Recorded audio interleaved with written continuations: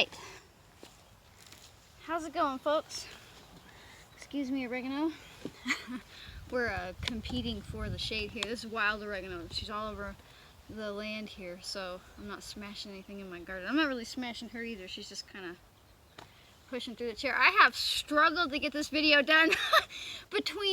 There's been not one, not two, but 3 trains go by when I start recording, and if the 4th one comes by, we're just gonna roll with it. And like taking so long to wait for these massive trains to go by, and they're like down a ways, but sound goes uphill pretty well. So I'm having to like hide from the sun. Not that I'm like allergic to the sun. Well, genetically I'm a bit allergic to the sun. I don't tan, I just burn and freckle. And it's supposed to be like 110 degrees out today, so it's like 8 something in the morning and it's already like 90 out. So I'm like, let's just hide from that heat for a little while. I'm not here to do a video diary. I'm here to tell you how to make a Curly Cup Gumweed tincture.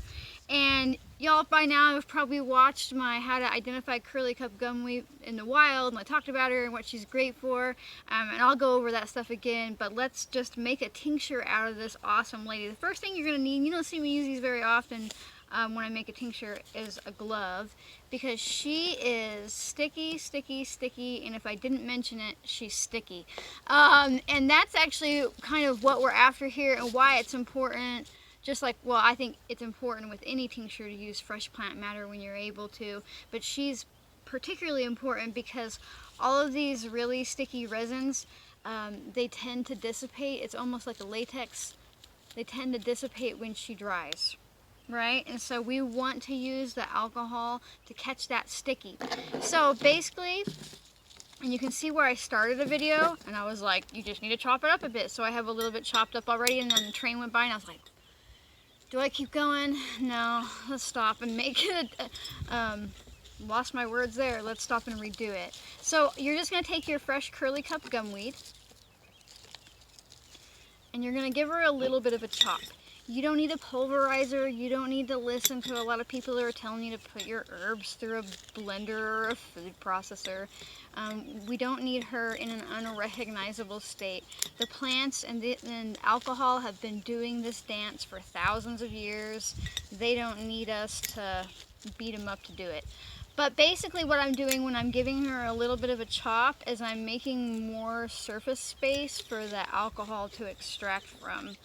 And you can use any size jar that you have, so long as you have enough plant matter to pretty much fill her up, and vodka as well. So Curly Cup Gumweed, she's one of those plants that kind of really just has a specific action on her body, and I bring that up because a lot of plants have like multiple things they can do for all different systems, but she's all about the lungs. She's all about being a natural expectorant, which means she helps you cough shit out of your lungs, which means it helps things not get lodged really deep down where you end up with like pneumonia and like having to go get your chest, I'm going to say this word wrong, expirated. That's probably not right. They go in and they get all the crap out of your chest very painfully, you know, because when you get stuff stuck really deep down there, it impairs your breathing and it leads to pneumonia and all other kinds of stuff. So Curly Cup Gumweed is showing up strong this year around here. So I'm going to pay attention and listen that we, you know, might be going through something as a, I want to say nation, but like it's world. As a species, that's what I was looking for. As a species where we might need a little bit of help from our plant allies to get stuff out of our lungs, you know, to help open up our lungs so we can breathe easier. So with that in mind, she has been used for a long time, not just as a natural expectorant, but like to help people who are living with like bronchitis or COPD, or if you end up, oh geez, I lost it, a little bit of asthma. Although I wouldn't say she's one that I use on a regular basis, somebody like Mullen, you know, that I would use on a regular basis, but like if I'm having like a really bad like bronchitis or an asthma flare-up, not an asthma attack, but I just notice that I'm having them more often, I might incorporate her for 2 or 3 days and see how I feel. So now that you've chopped up your Curly Cup Gumweed, And she smells amazing to me, by the way. She's like a mix between like balsam and like all those nice resins and a little bit of citrus. So I really like the way she smells. I thought about making a perfume out of her once, but I'm like, I don't know that other people would like the way she smells, and that she'd probably be sticky, and it's okay just to sniff the tincture when you want to, April. So now you're gonna take 100 proof vodka. Now, I use 100 proof vodka, and I really, really advise that other people use 100 proof vodka because it's easy, it's relatively cheap, and she is perfectly balanced. Meaning, I'm done making my tincture. I'm done making my tincture. There's no further math to do because 100 proof vodka is 50% water, 50% alcohol. That means that she's 50-50. That's what 100 proof means. And that as soon as you make this tincture, all of the tincture that you've made is balanced. She's half and half. Now when people use grain alcohol, which doesn't mean it's made out of grain, it means that it's high proof. It's like in the 190%, it's like 95% alcohol. There's no water in that alcohol to speak of. And so they really like to use that because it's fast, it's really strong, it's powerful. It's also missing all of your water-soluble properties.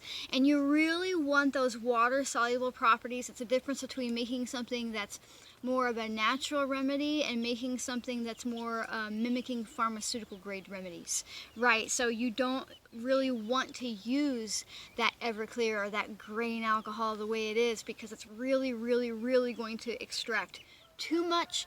And honestly, when I see people have bad reactions to tinctures, it's not always the case, but most of the time there are two things going on. They made it with dried plant matter and they used grain alcohol. And you know, the really funny thing is when you have to do all of that math, and I know I'm on a tangent here, but it's important. When people use grain alcohol and you have to use specific ratios and all of these different maths and how most of Western herbalism teaches people how to make a tincture, you know what they're trying to mimic? They're trying to mimic using fresh plant matter, and then they have to do the math to get it down to 50-50, 50% water, 50% alcohol. So if you just start with fresh plant matter when you're able to, and you just use a bottle of 100 proof vodka, poof, all that complication was gone. Think about it. How easy was that for me to make that tincture? I chopped up some fresh plant matter, I filled her up, I didn't mash it in there. We don't really need to pack the jar tight. You need room for your alcohol. And then I poured 100 proof vodka over top. Now I'm gonna sit her in a cool, dark place for 6 to 8 weeks. I'm gonna take a moment to put a label on her, because if you forget about her in a year, she's not going to go bad in 5, 10, 15 years. Honestly, maybe at 15 your lid might start corroding, but generally tinctures don't go bad. Have you ever been like, oh, gonna have to throw that bottle of vodka out, it went rot on me? That doesn't happen unless you leave like the lid off and all the alcohol or the water content evaporates out.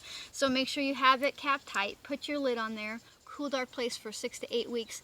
When you're done, you're going to strain her and use her as needed. Basically, the strain means to get the plant matter out of the liquid.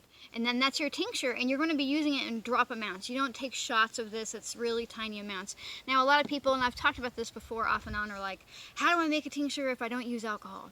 You don't really, you technically can't make a tincture without using alcohol. You can use glycerin, but it's not really a tincture, and she goes bad really fast because it goes rancid because it's a fatty oil / alcohol. But here's the neat thing. You can take the dose that you're going to use of any tincture, and you can put it in like some tea warm water. I call it tea warm, but like not so hot that you can't drink it, but you know, warm, like you can stick your finger and you can take a drink of that, you're fine. Drop your tincture into that water and let it sit there for about 35-45 minutes.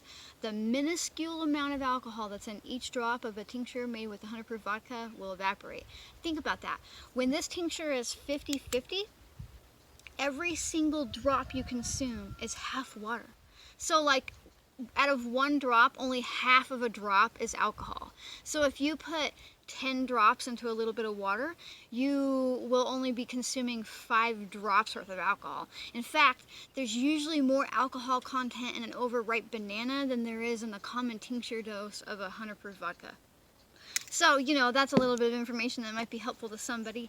But yeah, this is so easy, and she's definitely one of those allies that I want to have on hand for the forthcoming future, foreseeable.